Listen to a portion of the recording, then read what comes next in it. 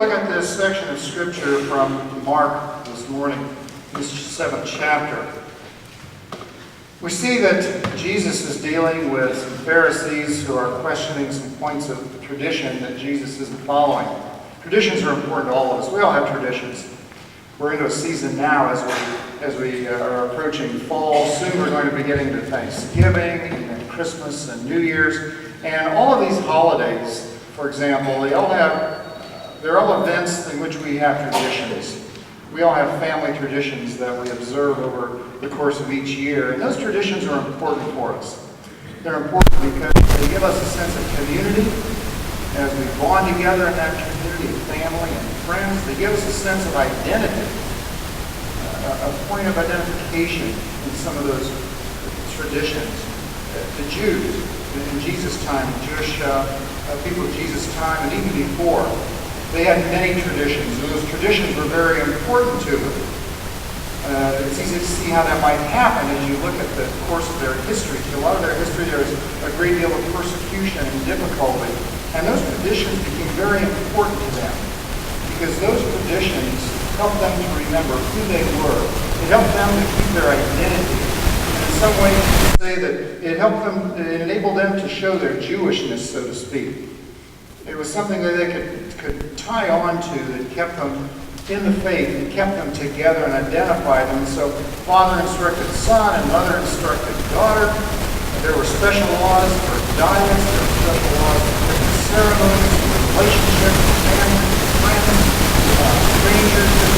Everything you did, there were rules and regulations and just thousands of these little traditions that one had to follow. I can't imagine trying to follow all the different rules and regulations and traditions that were there for people to observe. There were just so many of them. But that became very important. But the problem is that one can be a strict keeper of religious rituals and never encounter God. That's what happened to the people of Israel. They become so wrapped up in the laws and the traditions and the rituals and all of that stuff that they no longer encountered God. They missed that encounter with God, which is what this whole thing was designed for. This was the reason for the traditions and the laws and those things that they were doing, to enable them to somehow encounter God. And they missed that. And the same is true even today, but in different forms. We do have to be careful sometimes. We follow some of the traditions of our faith, but we have to be careful that we don't lose God in the process. We can't let our religion get in the way of God. And what I'm saying is, we come together every week, every month, for example. Once a month we serve communion. We have to understand that's important. Not so much for the ritual and for all those things that go with it. These things are good because they point us in a direction. But the important thing is God is there. God is a part of that activity and that event of sharing in that bread and that juice. We have to be careful that when we go through the words of that ritual that we do for that they aren't just empty words, but that we encounter God in that process, because that's what it's all about. Encountering God as we recall that story and as we share in those elements. And it can happen in other rituals of the church that we can get so repetitive that we forget the basis, we forget the real meat of what it's all about. And again, it's that encounter that we have with God that makes all the difference. And Jesus is talking with them here, and he points that out to them. They had rituals for just about everything. And Jesus points that out to them in their conversation together as they're talking. Jesus and his disciples, they ask him what they're doing, because you see, they didn't wash their hands properly before they ate. They didn't wash their hands properly. So there's a way you had to wash your hands. There was a ritualistic way before you ate that you wash your hands so you were clean. And what you do, you punch your fingers up like that, pour water over your hands, and then you just kind of rub your fists into your palms to get all the dirt and grime and everything off for cleansing. And then you have all that on your hands, so then you point your fingers downward and once again have water poured over your hands, and that would wash all that off. Then you are ready to eat. Well, Jesus and his disciples didn't do that. Now, as I said, it points out here in the scripture, they had rituals for everything. How you clean your pots and your pans and your tables and this and that. And so they confront Jesus and his disciples and they say, why do you and your disciples not follow the traditions of the elders and eat with unwashed hands? And Jesus looks at him and he says, you just don't get it, do you? You just don't get it. Isaiah really knew what he was talking about when he said, this people worships me with their lips, but their hearts are far from me. Their hearts are far from me. And then he adds, you're so busy keeping the traditions of men that you let go of the commandment of God. Now notice, they've got all these traditions, all these rituals, and they're plural with an S at the end of them. There's an S at the end of those because there are a lot of traditions, a lot of rituals.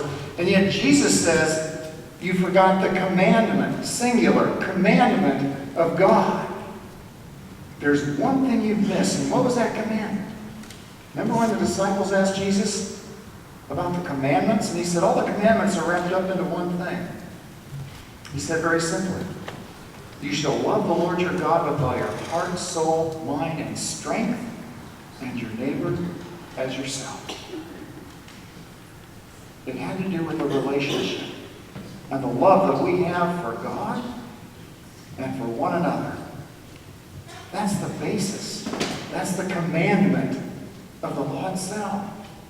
And it's relational with God. It's relational with one another. And he says, don't get wrapped up in all the externals, because it can happen. Sometimes we can get wrapped up and attached to all the external things of life and of the faith that we miss the real heart of the matter. The internal. The internal. And there's a difference between what happens externally and what happens internally. Now, we may not have the same difficulties in the extreme that the people of Israel did, because they had all these traditions and all these rules to follow. But we have to be careful we don't get wrapped up in some of our own rituals and lose the point of our faith. And even beyond that, the externals of life around us, I guess in some ways we have the same dilemma, but it's taken on a different form. It's taken on the form of all the interest that we put in the externals of life. And we see that all around us. We see it all around us. Putting all the effort we do into the externals of life. And so we end up in our culture, in our life, we begin putting all this energy and all this work into how we look and what we wear and what we drive, and the list goes on and on and on. And it's not that these things are wrong in themselves, but we put so much energy into those things, and we forget that there's an internal existence that needs some work and some effort and needs our time. I mean, there's nothing wrong with looking good on the outside and those kind of things. There's nothing internally right or nothing necessarily right or wrong with those things. I mean, Scripture tells us man looks on the outward appearance, but God looks on the heart. Keep in mind, that has two parts to it. Yeah, God looks at the heart, but that doesn't say it's necessarily gives us an excuse to let the outward part of ourselves fall apart. Because others do look at the outward appearance, seems to me we better have a good-looking appearance. Because that's our witness to God, to others. What they see on the outside is important, but we can't neglect the internal part of our life. We can't neglect the internal part of life itself. And we have to ask ourselves, what kind of energy, what kind of effort do I put into that, and why? We have to be careful that we don't bankrupt ourselves spiritually because of the externals of life. And it's so hard in today's world. You look at advertisements and all that we're bombarded with, golly, you have to make sure you don't have any hairs out of place or any grain or turning in color you don't want. You got to be careful of the blemishes on your face. You've got to be careful about what you wear. You know, you keep getting bombarded with you need to wear this item or that item of clothing or this and that. And